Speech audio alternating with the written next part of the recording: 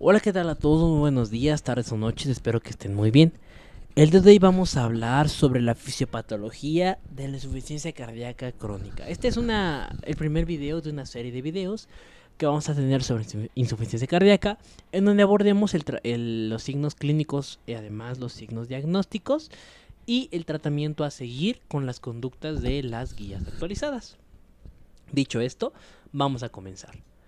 Bueno, primero vamos a presentar un pequeño caso clínico. Es un varón de 83 años que acude a urgencias por presentar episodios de dolor torácico opresivo y de mandíbula, con sudoración asociada. No ha cedido tras dos cafnitrinas linguales, que básicamente son vasodilatadores, acompañado de disnea de esfuerzo progresiva en los últimos días. En los días previos refiere haber tenido molestias torácicas relacionadas con los esfuerzos y que desaparecen con el reposo.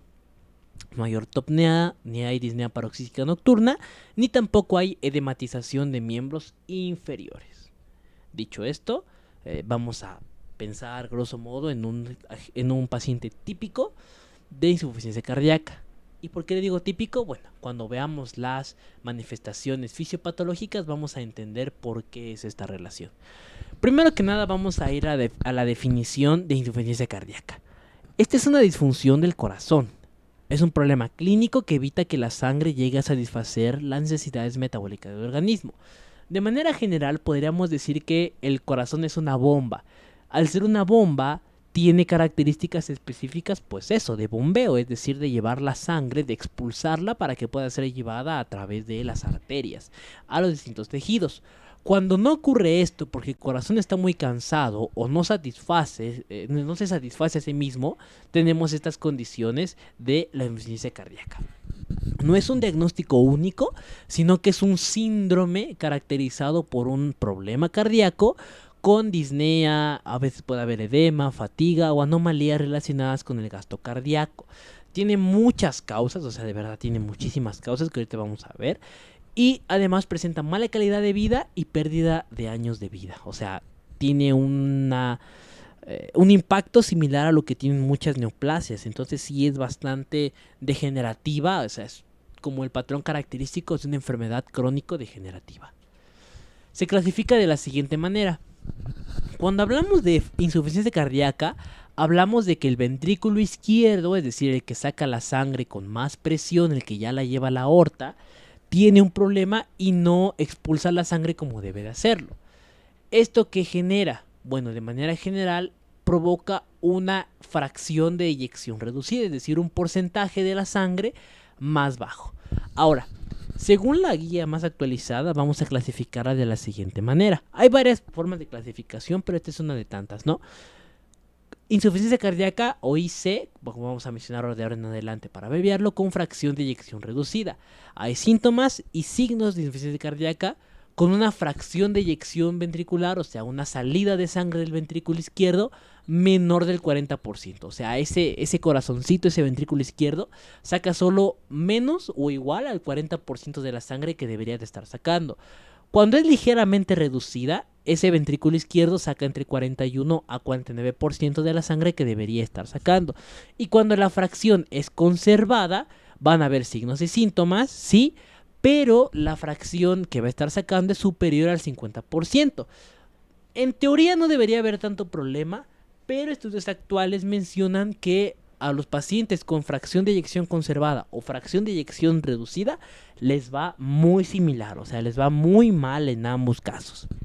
Además de que signos y síntomas con anomalías cardíacas estructurales se pueden ver a nivel de un electrocardiograma o de un ecocardiograma, con presiones de ventrículo izquierdo elevadas y de péptidos natriuréticos también. O sea, por alguna razón hay una presión alterada en el ventrículo izquierdo que hace que pueda sacar todavía más sangre, que ahorita es lo que vamos a ver en la fisiopatología, pero esto genera una alteración o sea, una provocación de insuficiencia cardíaca en general. Hay disfunción del ventrículo derecho o ventrículo izquierdo, o sea, puede clasificarse de esa manera según el origen. El ventrículo derecho por sí mismo es raro que se afecte solito, a menos que exista un problema pulmonar como la hipertensión pulmonar, que provoca lo que se llama el cor pulmonale. Sin embargo, si este no está afectado, la mayor causa de disfunción del ventrículo derecho es la disfunción de ventrículo izquierdo. O sea, uno termina condicionando al otro. Y al final de cuentas esto no es tan relevante porque se desarrolla una insuficiencia cardíaca global. También hay una aguda y una crónica. En la aguda podría ser por un problema nuevo, o sea que de repente haya salido como COVID o que por alguna razón esta respuesta inflamatoria sea muy dañina. O lo más común es que sea una crónica agudizada, es decir, que por un factor externo tenga un problema muy grave sobre el corazón y esto agudice la afectación que ya se traía. O sea, si mi paciente ya era hipertenso, si ya tenía un antecedente de cardiopatía isquémica, no sé, si ya es mayor de 80 años, por ejemplo, que ya tiene gran fragilidad, esta va a agudizarse y por lo tanto va a generar un daño muy grave sobre el corazón. Y cuando es crónica, que es lo que vamos a hablar ahorita, es una insuficiencia cardíaca progresiva que causa un deterioro y se afecta por muchos factores. O sea, de verdad son muchos factores que terminan dañando al corazoncito. ¿Cuál es el impacto, no? Epidemiológicamente, es alrededor de 1% en mayores de 40 años y hasta 10% en los mayores de 70 años. O sea, es muchísima la cantidad de personas que tienen insuficiencia cardíaca en mayores de 80 años. Y conforme va aumentando, esto va generando pues más riesgo. Algunos artículos mencionan que es más común en hombres con un riesgo relativo de hasta 1.8 sobre mujeres, que es 1, o sea, casi 2 a 1. Pero otros artículos mencionan que no, que más del 50% de los casos son afectación en mujeres. O sea, realmente es más por las condiciones de presentaciones clínicas que se presentan. La progresión, como les digo, es muy similar al cáncer. Hay una mortalidad desde el 67% en 5 años, o sea, es muy alta. Y a la mayoría de los pacientes se hospitalizan al menos una vez al año. Los factores que más se relacionan con la hospitalización sería un índice de masa corporal elevado, o sea que el paciente tenga obesidad, mayor a 25 que ya es sobrepeso, mayor a 30 que es obesidad, ya empieza a generar múltiples factores de riesgo, hemoglobina glucosilada elevada, o podríamos hablar de una resistencia a la insulina, de un problema de diabetes, o de cualquier condición que provoque una hemoglobina glucosilada elevada, y una tasa de filtración glomerular disminuida, es decir, un problema de daño renal. De hecho, nuestro paciente del caso clínico, el caso clínico como tal, si lo quieren buscar en internet, se llama insuficiencia cardíaca asociada a enfermedad renal crónica. O sea, es un gran factor predictivo para ver las complicaciones que van a tener los pacientes. Como les digo, el síndrome de insuficiencia cardíaca tiene muchas causas, ¿no? Desde una enfermedad coronaria, hipertensión, valvulopatías, arritmias, miocardiopatías, cardiopatías congénitas, infecciones, inducidas por fármacos, infiltrativas, enfermedades de depósito, endomiocárdicas, pericárdicas, metabólicas o neuromusculares, o sea, entre tantas, ¿no? Por ejemplo, si tuviéramos una descompensación metabólica por una cetoacidosis o por un estado hiperosmolar, podría llegar a afectar directamente estos factores inflamatorios al corazón. Además de una infección por COVID, por ejemplo, de algo que nos libera una tormenta de citocinas muy alta, va a provocar que el corazoncito sufra cada vez más, ¿no? Entonces es importante tenerlo presente y ver que todo paciente con comorbilidades se va a ver afectado de una o de otra manera cuando tenga insuficiencia cardíaca. Ahora sí, vamos a entrar a términos de la fisiopatología. Primero vamos a mencionar algunas bases cardiológicas. El corazón se contrae, ¿no? O sea, esto es un principio que ya tenemos que tener bien establecido. Si quieren regresarse un poquito más a las bases, hay un video hablando específicamente de pura fisiología cardíaca. De hecho, tenemos un bloque en el canal de pura fisiología cardíaca junto con anatomía, por si quieren irlo a ver. Ahorita ya vamos a enfocarnos un poquito más a fisiopatología. En cuanto a la fuerza de contracción, es importante decir que el corazón, las fibras musculares, los miocitos que tiene el corazón, los cardiomiocitos, que sería el término más adecuado, tienen algo que se llama contracción isométrica. Al igual que un resorte, si lo agarráramos de acá y de acá y se estirara, va a tener una longitud específica, ¿no? Y es lo que les puse aquí arriba. La longitud es directamente proporcional a la tensión en la contracción. Es decir, entre más estiremos el miocito o en este caso el resorte, mayor va a ser la tensión que va a acumular y por lo tanto mayor va a ser la fuerza de contracción. Es decir, que si mi miocardiocito, vamos a decirlo así, tiene un tamaño muy grande o se está estirando mucho, esa fuerza de contracción va a ser muy elevada, ¿ok? El siguiente mecanismo que tiene que ver de forma directa con la fuerza de contracción es la ley de Frank-Starling. La ley de Frank-Starling establece lo siguiente. A manera simplista, vamos a decir que toda la sangre venosa que llega al corazón debe de ser eyectada por la parte ventricular. Es decir, si yo ingreso una suposición, ¿ok? No voy a decir nada ni cantidad muy específica. Si yo ingreso 10 litros, es una cantidad muy alta, yo lo sé, pero es suposición. Van a salir 10 litros en teoría del corazón. ¿Por qué? Porque como son resortes, al final de cuentas, toda esta sangre que llega provoca una contracción isométrica, una tensión en la contracción y hace que toda esta sangre acumulada vuelva a salir. Hay muchos factores que intervienen. Hay volúmenes de ley diastólicos, volúmenes de reserva, etcétera, ¿no? Pero para entenderlo de mejor manera, vamos a decir que la sangre venosa que llega debe de ser expulsada para que esa fracción de eyección, volvemos a lo mismo, esta fracción de eyección, o esta fracción de salida del ventrículo, sea la misma que de entrada y no haya una insuficiencia, por esa parte. Otro factor que determina la fuerza de contracción es la contracción isotónica, es decir, el acortamiento contra una carga en la estimulación, que es lo que nos va a dar la poscarga. El corazón se divide como de manera muy general en dos fases, ¿no? Una precarga, que es decir, cuánta sangre llega al corazón, y una poscarga, que es cuánta de esa sangre puede expulsarse o puede vencer la presión de la aorta, por ejemplo, y ya se puede liberar a todo el organismo. Ahora, si hay un acortamiento contra una carga en la estimulación, es un gatillo, si yo aprieto este resorte y lo suelto de repente, va a haber una contracción, ¿no? Esta contracción o este movimiento es lo que nos permite que haya una salida de sangre. Esto es fisiología, o sea, esto es completamente normal. Y otro determinante va a ser la contractilidad. O sea, además de la fuerza de contracción, es decir, qué tanto se estira mi fibra, qué tanta sangre llega a mi corazón y qué tanta de esa sangre puedo expulsar a través de la fuerza que ya acumulé antes. O sea, por eso puse esta parte de la pistola, este mecanismo gatillo.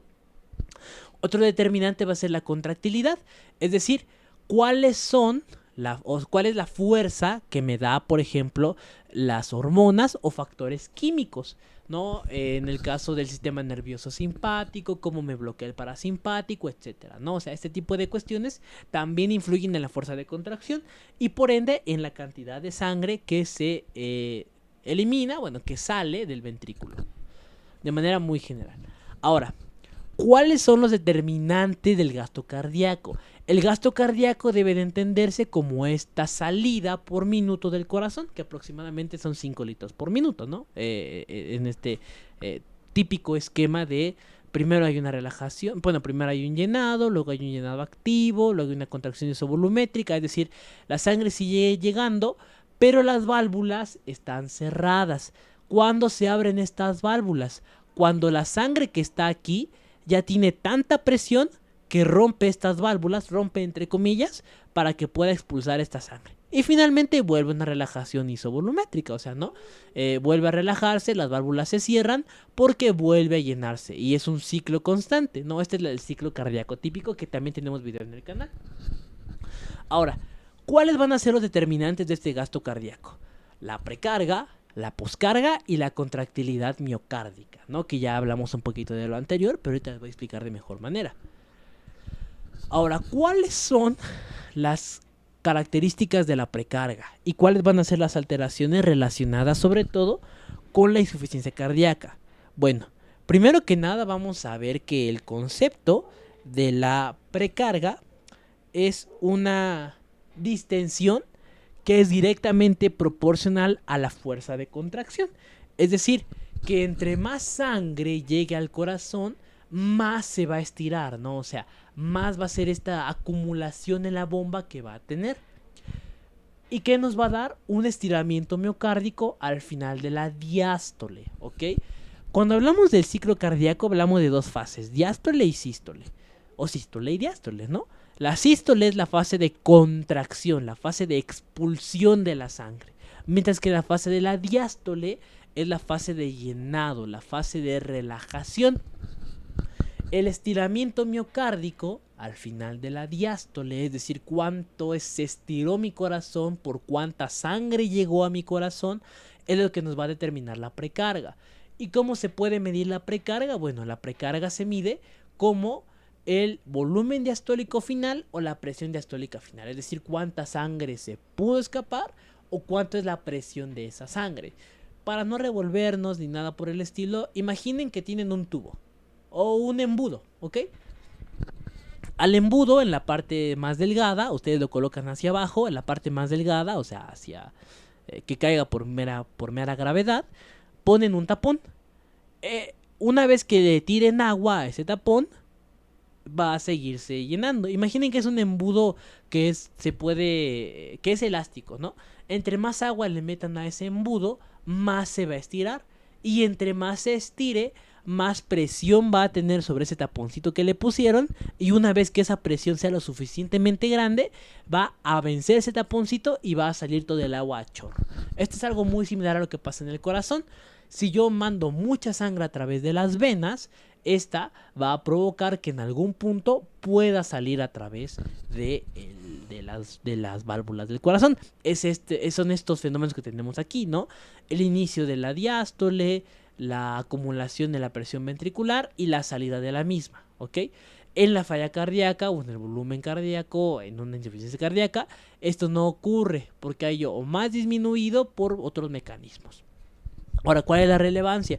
Cuando hay mucha precarga, o sea, cuando llega mucho líquido al organismo, porque, por ejemplo, no sé, se meten soluciones muy altas en pacientes que no lo necesitaban, lo que muy comúnmente y coloquialmente se llama encharcar al paciente, hay una elevación de este volumen diastólico final. O sea, es una elevación que no se necesita. Únicamente se ha generado esta acumulación de líquido excesivo. Hay alteraciones que dependen de la estructura. Por ejemplo, si hay una fibrosis, el corazón no puede estirarse como debe de estirarse a pesar de que le llegue la cantidad de sangre suficiente y por lo tanto el volumen que va a tener es disminuido.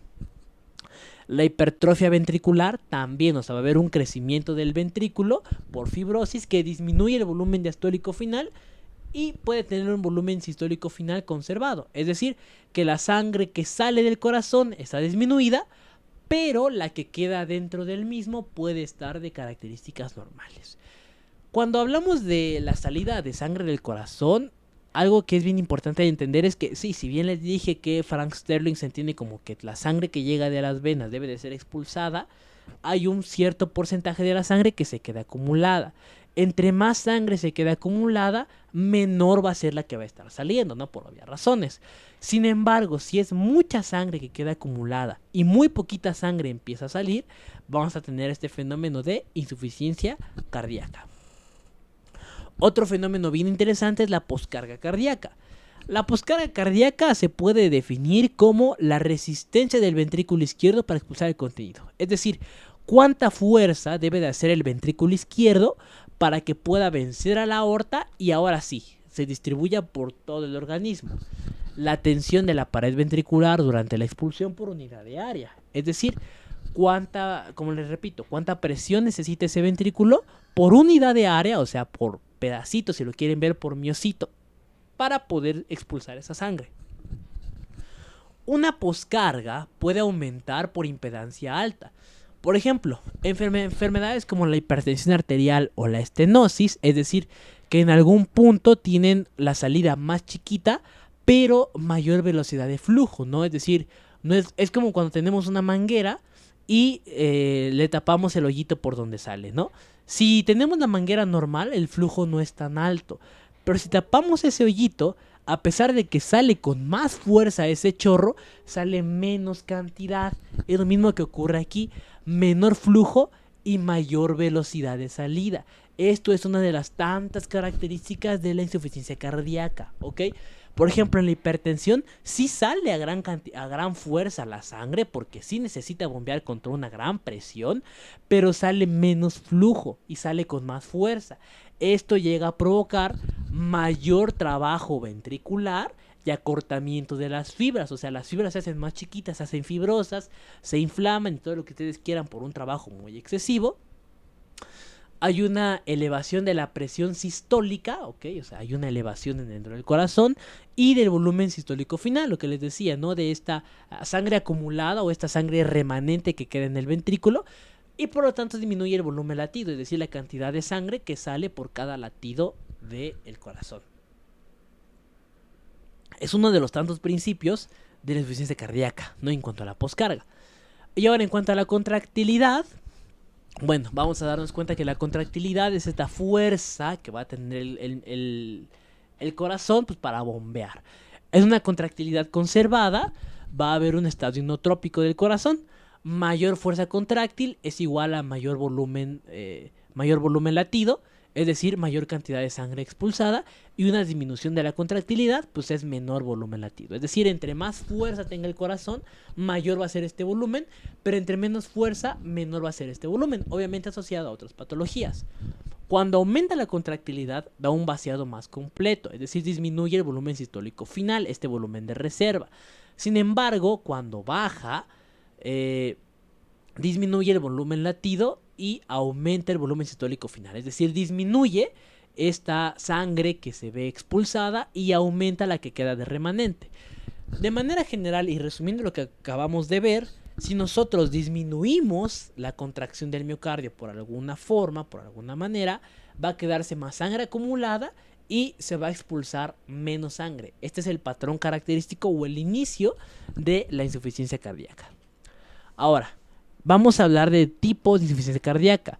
Esta diapositiva se aboca únicamente a la insuficiencia cardíaca con fracción de eyección reducida, es decir, aquella donde el ventrículo no puede expulsar toda la cantidad de sangre que requiere. Hay una menor capacidad de lo que es el ventrículo izquierdo para la expulsión de la sangre. Como les decía, no hay una menor cantidad. Hay una destrucción de miocitos, una función anómala o fibrosis, es decir, por alguna razón, este corazoncito tiene menos células, estas células funcionan mal o están muy endurecidas y por lo tanto no puede expulsar de forma adecuada a la sangre pues, del ventrículo. Además, hay una elevación del volumen diastólico final por llegada de sangre pulmonar, o sea, encima de que tenemos una sangre que no se expulsa bien, que se queda muy acumulada, llega más sangre desde el pulmón porque como que el corazón regresa sangre y esto hace que llegue aún más sangre desde el pulmón. O sea, la carga se hace más y este corazoncito que ya está cansado recibe más carga todavía. Hay un incremento en la precarga, pues por obvias razones, ¿no? Si llega más sangre va a haber un aumento en la precarga. En teoría debería haber una elevación del volumen latido, pero también hay un volumen sistólico final elevado. Es decir, sí, a veces por algunos mecanismos compensatorios que vamos a ver un poquito más adelante, llega a haber un gasto cardíaco sostenido, pero la cantidad de sangre que se queda acumulada como remanente en el corazón también queda ahí sostenido. O sea, es bastante problemática esta condición. Porque a pesar de que el paciente a veces no vea estos signos característicos de la insuficiencia cardíaca, porque aún el corazón está manteniendo el volumen que necesita, hay una fracción de mucha sangre que se queda acumulada y esto cansa cada vez más al corazón. Y además hay alteraciones de la presión auricular, sobre todo por una regresión, o sea, una presión retrógrada, ¿no? Esto provoca una transudación y congestión pulmonar, es decir, más salida y líquido a través de los pulmones que llega a provocar estos signos de taponamiento o de disnea en el corazón. Este otro cuadrito es sobre la diferencia entre la insuficiencia cardíaca con fracción de eyección conservada y la insuficiencia cardíaca derecha. En cuanto a la fracción de eyección conservada, hay anomalías sí de la fracción de la frecuencia diastólica ventricular. Hay una mala relajación diastólica y una rigidez del ventrículo izquierdo. O sea, por alguna razón el corazón no se llena bien, pero tiene la capacidad de eyección a pesar de que no se llene tan bien. La diástole sí llega a ocurrir, o sea, sí se llena el corazón, pero a presiones superiores. O sea, si el corazón se llenaba a X presión, ahora se va a llenar a una presión mucho más elevada, con lo que va a dificultar un poquito esta fracción de eyección, pero aún va a estar conservada. Y hay un flujo retrógrado hacia las venas pulmonares, lo que les decía, ¿no? Si hay más sangre que quiere llegar al corazón, pues más sangre se va a estar regresando al mismo. En la insuficiencia del lado derecho, esta es un poquito más rara, pero bueno, puede darse por expulsión de sangre a presiones menores, o sea, la sangre como tal que va hacia los pulmones no se está expulsando porque hay una hipertensión pulmonar, o sea, la cantidad de presión con la que el corazón debe de vencer a la del pulmón es mucho más elevada. Hay un incremento súbito de la poscarga, pues obviamente no hay más presión a la cual vencer. Depende de insuficiencia cardíaca ventricular izquierda o primaria por daño pulmonar, o sea, esto, como les mencionaba al principio, la causa más común de daño del ventrículo derecho es una insuficiencia cardíaca del ventrículo izquierdo.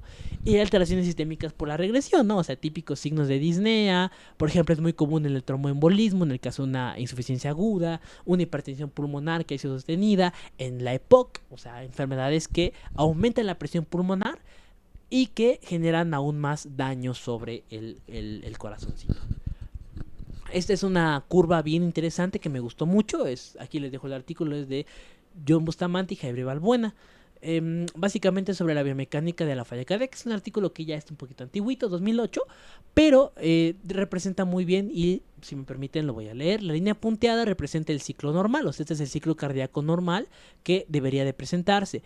En la falla sistólica, que es lo que veníamos explicando antes, la cámara tiene más volumen al comienzo de la diástole, ¿ok? En la relajación llega más sangre, hay más volumen y la presión protodiastólica puede estar aumentada y la fracción disminuida, es decir, a pesar de que llegue más sangre, la cantidad de sangre que se va a expulsar va a ser insuficiente. Mientras que en la falla diastólica el volumen de llenado disminuye, o sea, llega más poquita sangre al corazoncito. La presión del fin de diástole va a estar aumentada. ¿Por qué? Porque a pesar de que llega más sangre, hay otros mecanismos compensatorios que quieren elevar esa presión y lo consiguen a expensas de que el corazón se canse más. Y esto va a generar que la fracción de eyección sea normal. Pero, pues bueno, ya con el paso del tiempo va a desarrollar una presión inferior, sobre todo dependiendo de la poscarga. Ahora, en cuanto a los mecanismos compensatorios, bueno, en insuficiencia cardíaca eso sería, grosso modo, una introducción muy rápida. La insuficiencia cardíaca tiene varios mecanismos compensatorios. Estos mecanismos compensatorios en un momento sí pueden ayudar a disminuir los síntomas y a disminuir la progresión de los mismos, pero con el paso del tiempo únicamente aumentan el daño.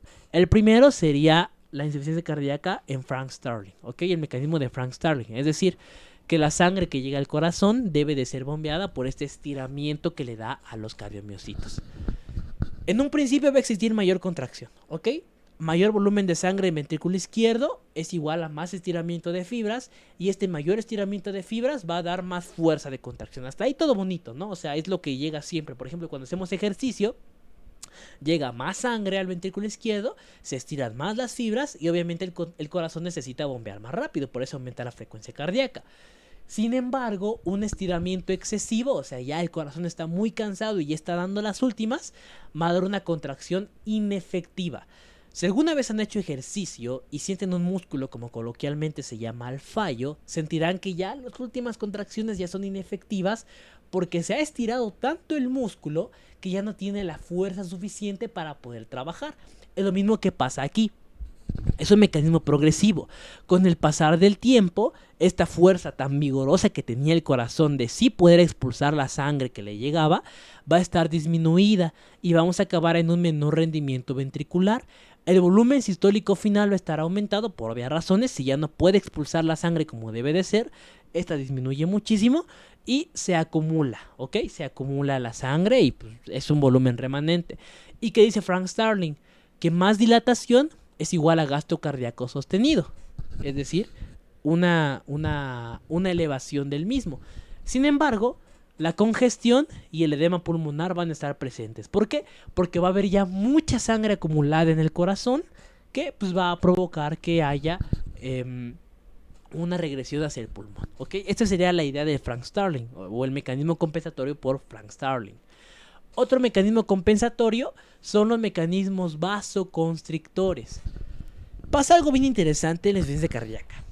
El corazón, al estar bombeando menos sangre, bueno, esto ya en las etapas siguientes, ¿no? En etapas iniciales hay estos mecanismos compensatorios que van a hacer que no se bombee tan poquita sangre o que si se bombea poquita sea bien aprovechada. Y entre los más importantes son los vasoconstrictores.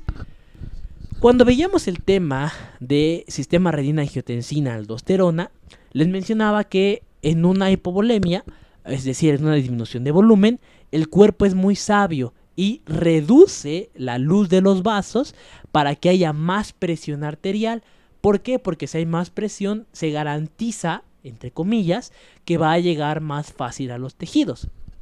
¿Qué pasa? En insuficiencia cardíaca algo muy similar. Si nosotros disminuimos, sobre todo la fracción de eyección reducida, ¿no? Si disminuimos esta sangre que llega a los tejidos, el cuerpo va a pensar, estoy en una hipotensión, estoy en una hipovolemia, o sea, por alguna razón mi corazón no está bombeando la sangre que debe de bombear, entonces yo lo que voy a hacer es cerrar los vasos, cerrar las carreteras y que esta sangre pase igual, poquita, pero a más presión. El estar a más presión me garantiza que llegue a los tejidos adecuados y de forma adecuada a los tejidos que se necesitan. Y pasa lo siguiente. En la insuficiencia cardíaca disminuye el gasto cardíaco y por lo mismo la tensión arterial. Esto va a dar paso a mecanismos compensatorios y aquí es donde entra el sistema nervioso simpático. El sistema nervioso simpático va a decir, ¿sabes qué? Necesito elevar la presión porque estamos ante un evento de estrés, ¿ok? O sea, y por esta razón necesito elevar la presión. ¿Qué genera? Disminución del sistema nervioso parasimpático por una secreción excesiva o una secreción de adrenalina y noradrenalina. Sin embargo, ¿qué ocurre? Que con el pasar del tiempo, el sistema nervioso simpático lo hizo por buena onda, lo hizo porque quiere aumentar el gasto cardíaco y porque quiere subir la presión arterial. Pero ¿qué pasa con la adrenalina y noradrenalina?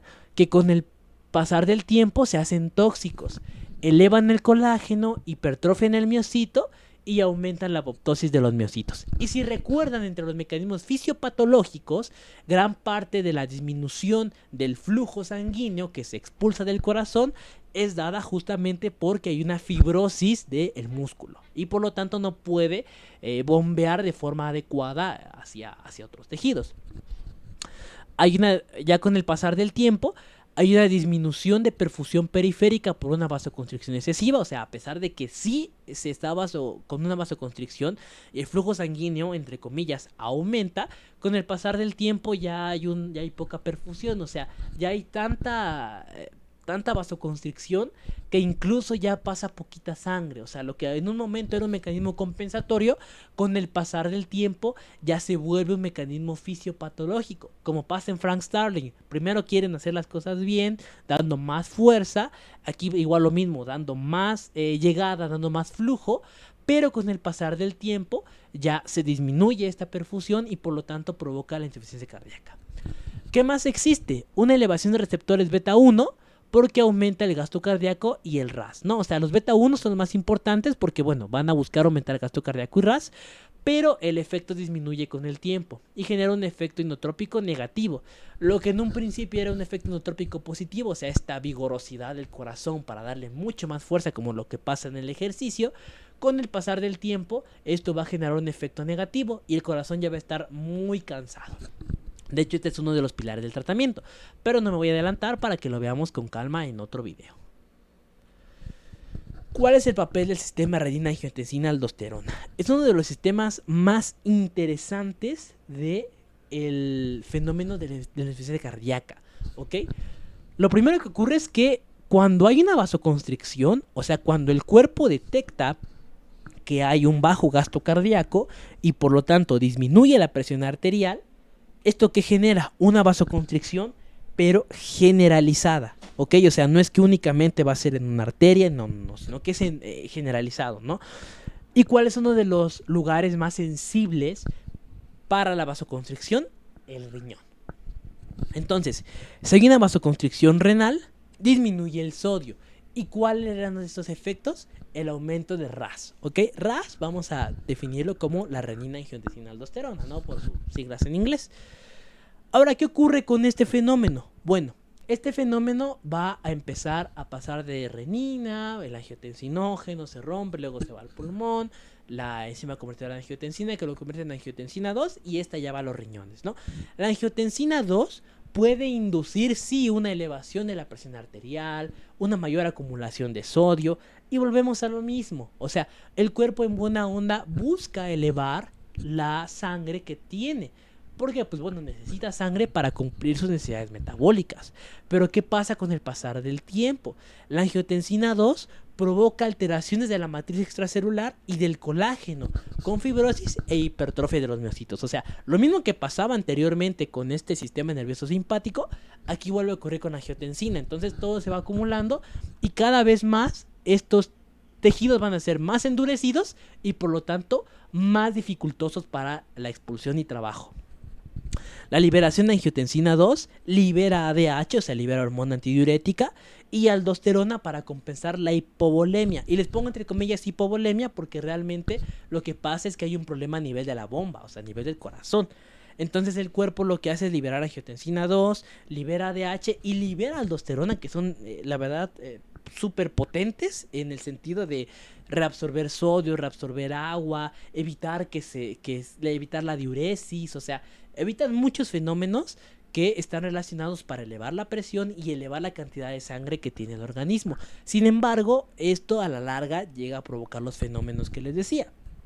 De hecho, la activación excesiva del sistema nervioso simpático por liberación de noradrenalina genera remodelación excesiva del ventrículo izquierdo, ¿no? Este es el principio más característico de la insuficiencia cardíaca. O sea, antes se pensaba que era únicamente un problema clínico, hoy en día se sabe que no, que además de los detalles clínicos que tiene un problema a nivel histológico, histopatológico. O sea, ya tiene una remodelación y una adaptación celular que necesita para poder llevar a cabo estos fenómenos, ¿no? La angiotensina 2 puede inducir hipertrofia y fibrosis de los vasos sanguíneos. Esto, pues como les digo, es con el pasar del tiempo. En buena onda, el organismo quería elevar la presión para que la sangre pudiera perfundir a todo el cuerpo, pero pues no, o sea, no se logra como debe de ser. Ahora, otros factores que pueden llegar a provocar esto, la hormona antidiurética y las endotelinas. La hormona antidiurética, como les digo, está relacionada con los vasoreceptores arteriales en angiotensina 2, es decir, reabsorbe agua. De hecho, hay muchos tipos de enfermedades relacionadas con la hormona antidiurética. Reabsorbe agua y por lo tanto eleva la presión arterial. Ayuda a la retención de agua en la nefrona distal, eleva la precarga y el gasto cardíaco por Frank Sterling, ¿no? O sea, si yo estoy elevando lo que estoy reabsorbiendo, pues obviamente va a llegar mucha más agua, entre comillas, no sangre al corazón, y por lo tanto va a tener más fuerza de contracción, entre comillas. Esto al inicio sí está bien, o sea, sí es compensatorio, pero con el pasar del tiempo esto cansa al doble, al triple, al cuádruple al corazón. Con el paso del tiempo se altera la ingurgitación pulmonar, eleva la carga del ventrículo izquierdo, compromete el gasto cardíaco y aumenta las demandas del cuerpo. Es decir, si por ejemplo en un principio necesitaba únicamente elevarse un 5% de la hormona antidiurética, con el pasar del tiempo necesita elevarse 10, 15, 20, etc., ¿no? Esto es ya al tiempo. Ahora, otro factor son las endotelinas liberadas directamente pues, del endotelio. Es un vasoconstrictor que es muy potente, se libera por el trifosfato de inositol y facilita la liberación de calcio. El calcio que realiza la contracción, ¿no? O sea, de manera muy general le realiza la contracción. Es un inotrópico positivo, es decir, eleva la fuerza de contracción del corazón. Esto va a estimular a la aldosterona, o sea, volvemos a lo mismo. En su afán de querer proteger al organismo, la endotelina lo que hace es generar aún mayor vasoconstricción, mayor liberación de calcio para que tenga más fuerza el corazón todavía y además los vasos sanguíneos se cierren todavía más. Pero esto a la larga que provoca efectos mitogénicos de las células musculares lisas de los vasos sanguíneos, o sea, factores que alteran. No todo es malo, el organismo se da cuenta que hay muchos factores vasoconstrictores que están elevando al corazón y él dice, ¿sabes qué? Voy a empezar a subir mis factores vasodilatadores. Los primeros que eleva son los péptidos natriuréticos, luego las prostaglandinas y el óxido nítrico. Los péptidos natriuréticos son la parte endocrina del corazón, es decir, el corazón libera por sí mismo estos péptidos cuando ve que tiene mucho volumen. Estos son el péptido natriurético auricular y el péptido natriurético del cerebro o encefálico, ¿no? BNP o ANP. De manera general, estos aumentan la tasa de filtrado glomerular, es decir, el líquido excesivo que estamos reabsorbiendo, el corazón lo detecta y dice, aguántame, aguántame, me estás mandando mucho líquido, a pesar de que yo siento, obviamente entre comillas, que estoy expulsando bien la sangre. Eso no está bien. Voy a liberar ANP y BNP para que el riñón me abra las compuertas, como una presa, ¿no? Cuando el nivel sube hay que abrir la presa y hacer que el agua vuelva a fluir. En este caso pasa lo mismo. El riñón va a ser esta compuerta del organismo y la tasa de filtrado glomerular, o bueno, el glomérulo, va a ser la puerta por donde tiene que salir este líquido.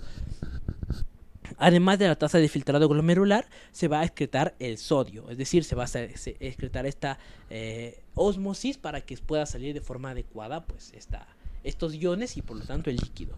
Hay una vasodilatación de la arteriola aferente y vasoconstricción de la eferente, es decir, la sangre que llega al riñón va a tener mucha más amplitud en su arteria que la que sale del riñón, o sea, la que se vuelve a reabsorber. Esto pues, por obvias razones, ¿no? La sangre que llega va a ser la que lleve la sangre que se va a expulsar, y la que vuelve a entrar, que es la eferente, pues es una sangre que no queremos volver a meter, o sea, porque si metemos lo mismo, pues no nos sirve de nada, ¿no? Entonces lo que hacemos es sacar mucho y meter poquita, ¿no? Para que el corazón vuelva a descansar. Disminuye la noradrenalina, la renina y la angiotensina 2, que si recuerdan eran los fenómenos que nos provocaban remodelación, hipertrofia, daño a los miocitos, apoptosis, o sea, un chorro de cosas.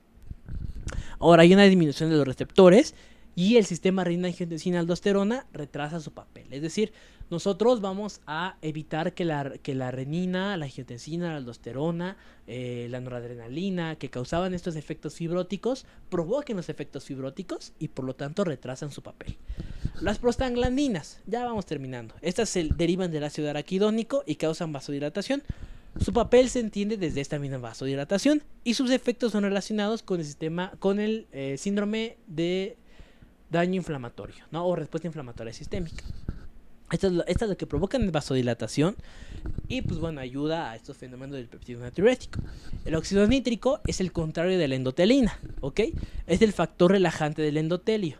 Es mediado por mecanismos de segundo mensajero, que pues obviamente no van a ser explicados en este video, pero de forma general actúa cada vez por transportadores que lo que van a provocar es una vasodilatación. En el caso de la insuficiencia cardíaca hay menor cantidad de óxido nítrico, y mayor liberación de endotelina. O sea, esta que queremos evitar, que es un vasoconstrictor muy potente, está más elevada que esta, que es un factor relajante. Y el aumento de citocinas, como en las respuestas inflamatorias crónicas, provoca una disminución del óxido nítrico. Estos son otros factores relacionados a insuficiencia cardíaca, o sea, son muchísimos. Son la apelina, el estrés oxidativo, el síndrome de respuestas inflamatorias, el síndrome inmunometabólico, la remodelación ventricular, la hipertrofia de los miocitos, la apoptosis y la acumulación de matriz extracelular. O sea, que si se dan cuenta, son muchos factores que van a terminar en lo mismo. Un corazón que va a estar fibrosado, va a tener apoptosis de los miocitos y además va a tener mucho cansancio. Este cansancio excesivo que tiene el corazón provoca muchos problemas a nivel de la circulación periférica. Y bueno, vamos a tener una hipertrofia y remodelamiento compensatorio. O sea, el corazón, si bien obviamente como se está ejercitando muy entre comillas, pues va a remodelarse. Pero esto que ocurre, que con el pasar del tiempo va a generar más daño. Se incrementa el estrés parietal por una hiperdilatación, o sea, el corazón ya está muy estirado, ya no debe de estirarse más. Las citocinas y el estrés provocan una hipertrofia miocárdica y acumulación de matriz extracelular. O sea, se vuelve fibroso el corazón, se vuelve mucho más duro, se evita que la cantidad de sangre adecuada pueda salir y por lo tanto se genera un factor de daño. Y hay una sobrecarga crónica con un patrón específico. Puede ser una hipertrofia excéntrica o concéntrica. La hipertrofia excéntrica es un aumento del radio de la cavidad ventricular, aumenta el grosor de la pared y la dilatación es ocasionada por una sobrecarga de volumen, mientras que la hipertrofia concéntrica es provocada por una sobrecarga de presión, un grosor que aumenta sin dilatación y deterioro de mecanismos contráctiles. Esto se entiende mejor con esta imagen. Una remodelación concéntrica, o sea, se dan cuenta, es una hipertrofia concéntrica, que es muy similar, o sea, un crecimiento, y además disminuye la luz del vaso, pero aumenta el grosor, mientras que la hipertrofia excéntrica, como les digo, por volumen, y esta por presión, o sea, se dan cuenta, esta es presión absoluta, o sea, como que se hubiera ejercitado mucho el corazón, y si le hubiera llegado mucho líquido, como que amplía muchísimo, ¿no? O sea, en esta parte, a la luz del corazón, y la pared se hace delgadita. Y en este caso la pared se hace muy gruesa y la luz se hace pequeñita. Lo normal es que haya un equilibrio entre ambos, ¿no? Y bueno, pues muchísimas gracias por ver este video. La verdad es que estuvo bastante larguito, pero es justamente para entender todos los mecanismos fisiopatológicos de la insuficiencia cardíaca crónica. En el caso de la parte sistólica, cuando veamos el diagnóstico y tratamiento, vamos a enfocarnos otra vez un poquito a lo que es fisiopatología, sobre todo para entender el tratamiento. Ya saben que aquí les dejo la referencia de los videos. Y bueno, me despido con esta imagen muy bonita sobre la precarga, el gasto cardíaco, la poscarga y la oxigenación. Y de hecho, si ven esta imagen y se la vuelven a imaginar viendo el video, pues bueno, lo vamos a entender de mejor manera. Muchas gracias por verlo de nuevo, por los suscriptores que han llegado, y nos vemos pues en el siguiente. Hasta la próxima.